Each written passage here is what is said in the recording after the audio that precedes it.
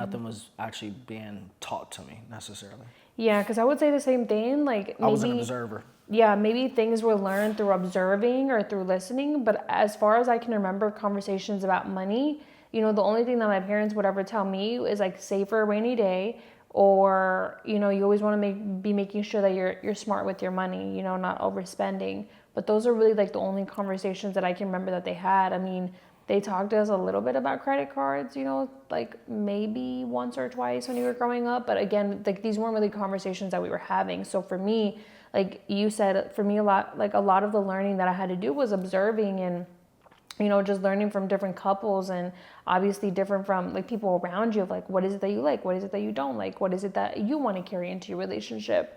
And I know for us, we had to learn a lot from it.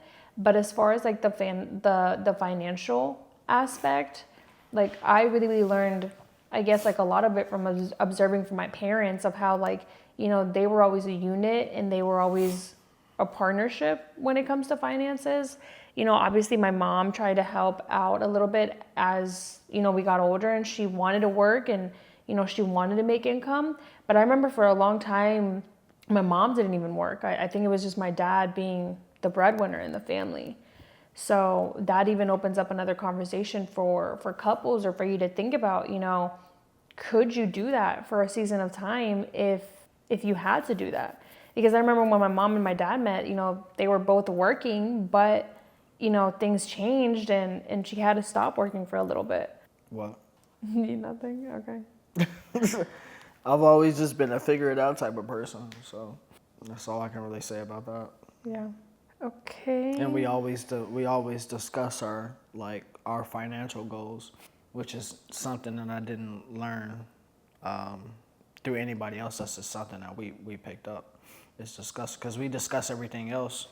So why not discuss our financial goals, like how much money we want to make this month, how much money that we want to make in a year, how many clients that we want to pick up. Like we didn't, specifically for me, nobody in my family was entrepreneurs. So not only are we a couple, but we're entrepreneur couples.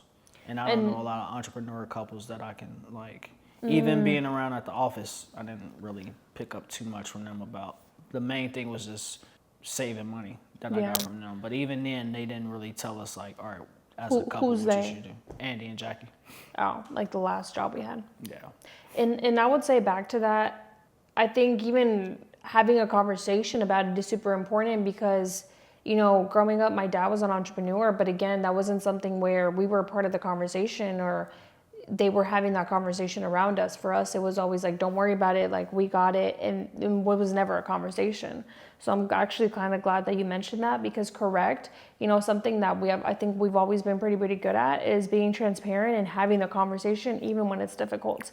And I think for like a lot of couples, whether you're struggling or you don't know where to start, maybe, start the conversation by just talking about it, or just by bringing it up. Or, I think at the beginning when you start dating, it's really uncomfortable, because that's when you start getting to know each other, and like, where are your finances? How much do you owe in debt? And where's your credit score? And obviously it's uncomfortable because, sometimes it doesn't always start the best. Like I think when I met you, I think I barely had credit. I didn't really know anything about it. I mean, I was building it.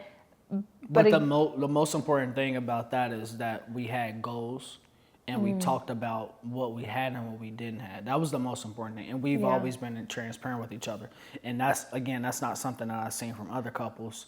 And it's not because I'm not in everybody else's business. It's just that I didn't see couples talking about financial goals or things that they want to achieve. And I've always been that type of person. Every relationship that I've been in, I've always wanted to attain more. And unfortunately, the partners that I was with never was on that type of mindset where they wanted more. Like this, I can get more out of life. Like this is just another level for me. Like these are goals that I'm trying to obtain, and I never had that investment into ourselves. I never had that in the partner until I met you. Because you've always invested in yourself. You've always self-developed. And again, that's not what I've seen from other couples. Like, I don't know any other couple like us. Yeah, also side note, I don't know if you guys can see my pants on camera. I got these pants on Shein. and they weren't supposed to have a hole, and they have a hole in the knees. I don't know. I mean, I understand why they did it. It's so that way when it's not necessarily a hole, it's a designed cut. Yeah, it's when you bend down, like it's not supposed to be tight. But I know it looks a little awkward sitting down, but oh well. But on that note, I wanted to bring it back to... Damn, look how bright that light is coming through. I wanted to bring it back to correct. I think that, something that we have always been good at is even holding each other to higher standards, because obviously that's the reason why we're having these uncomfortable conversations and why we're even... And something that we actually were just talking about yesterday is how it brings me back to the point of a lot of people want to be comfortable, and it's not a bad thing. I just think that, it can be a bad thing, but it's how our society is almost being raised nowadays. Our society is being told that, you should, which again, I went to school for social work, so I'm not saying it doesn't exist, but I just think that, there's a line between how much is being too soft with people and how much is being too hard on them.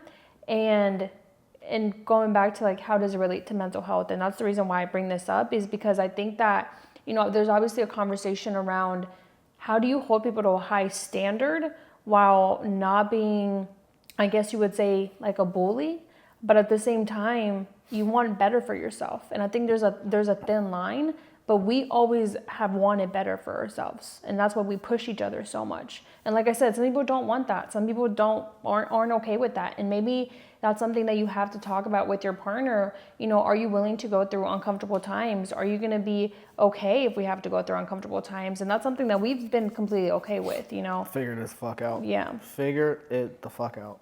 Yeah. That's always been us. And I don't see a lot of people, especially in Cincinnati, right before we was leaving, there was not a lot of people around us that were willing to figure it the fuck out and actually want to take and elevate their relationship. That's why I said I feel like we were always example couples for people around us, because nobody ever had that relationship with their partner to the point that they wanted to achieve more.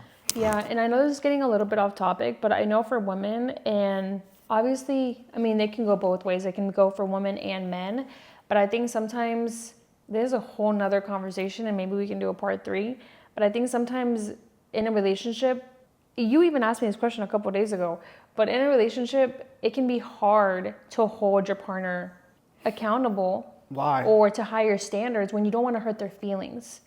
And I remember, if that's your partner, then you wouldn't. If you know your partner, then you should never feel like you hurting their feelings if it's something that's true. Because I remember a couple of days ago, you asked me, or you brought up the conversation of like, why are women okay with their man being out of shape? Yeah. Or just bigger. They settling for and it. For women, women always go with the obvious answer. Like, we love them for their personality, and we obviously like them for their soul.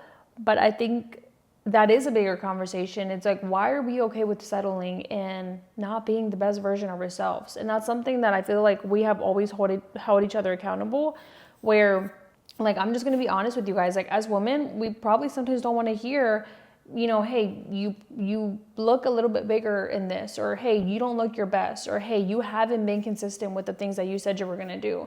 And that's something that I feel like you kind of held me accountable, where I told you, hey, I have this goal, and you held me accountable. Hey, how much closer are you to this goal? Not saying it that you were doing it like in a rude way, but I think that most couples don't want to have those conversations.